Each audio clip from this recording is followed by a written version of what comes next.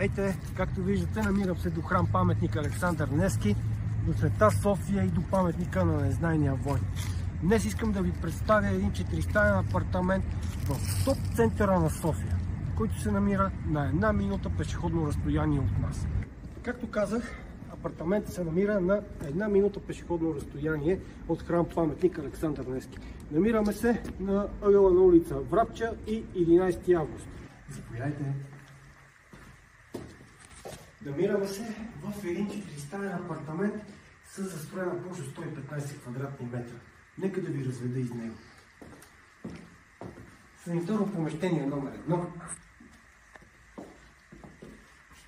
Кухня, в която сутрин да си правите кафето и евентуално да готвите.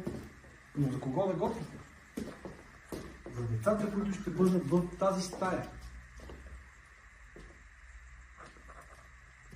Или това е спалня номер 1. След спалня номер 1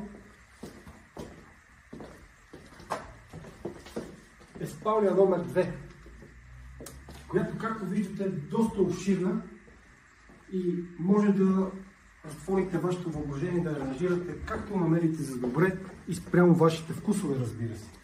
Това е санитарно помещение номер 2. И между спалня номер 1 и санитарно помещение номер 2 се намира перлата на този имот. Тази изключително светла и приятна спалня, която гледа към вътрешен двор. Ако желаете да придобиете този имот, който се намира на една невероятна локация в топ центъра на София, може да се свържете с мен, Михаил Теофанов. Офертната цена е 380 000 евро.